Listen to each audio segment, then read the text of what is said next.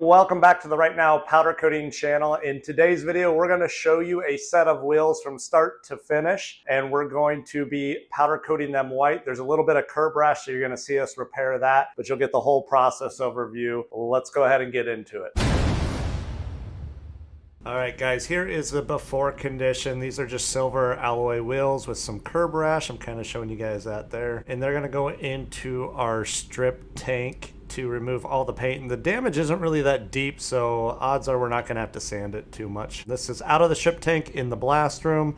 So we've got our blast profile on there, and we're going to use 80 grit sandpaper on our dual action sander to just knock down those rough edges. Does not take much with that 80 grit. We did all 4 wheels. We didn't show it to you, but all 4 are done. And now we're just going to run them over to our wash bay, which you've seen before, and hit them with our air to blow off the dust. Hit them with the phosphate here. Again, you don't have to phosphate them. We like to clean them. Use a degreaser. You can even use like Dawn dish soap. Just gets any grease from your fingers, or if you were sandblasting with dirty media, it could leave some debris in your wheel. So we just like to make sure they're totally clean before we start the painting process. So we're just rinsing them. When you use a phosphate, you want to make sure you get all of that chemical off. Otherwise, it will keep reacting on the wheel or on the metal part, and it could leave like a thick white residue or over phosphate the part. And then we just like to blow off any of the standing water, and that's just so that they dry faster once we put them into the oven. And you saw me blowing off the hook too. We don't want anything dripping down on them. So sometimes I tape them off, sometimes I don't. This customer wanted the backs taped off, which is not a problem. So we're just taping off the hubs so that we have that raw metal surface, so that when they go to put them on, they don't have any built up paint or anything like that. And then we will be using a super durable white from Prismatic Powders. I talked to a sales rep there, and he recommended this along with 3 other whites for wheels. And since these are winter wheels for our customer, we wanted to make sure that they were going to be super durable, resist corrosion, and all that kind of stuff. And now I am just setting up my cloud. I'm getting it right where I want it, so I'm adjusting the air settings and all of that. And we're going to go ahead and get to coating. So we do everything. We do the barrel, we do the inside, we do the face, obviously. We just want to make sure it's 100% wrapped in powder so that you don't have that corrosion that builds up with salt water and that sort of thing from the road conditions in Iowa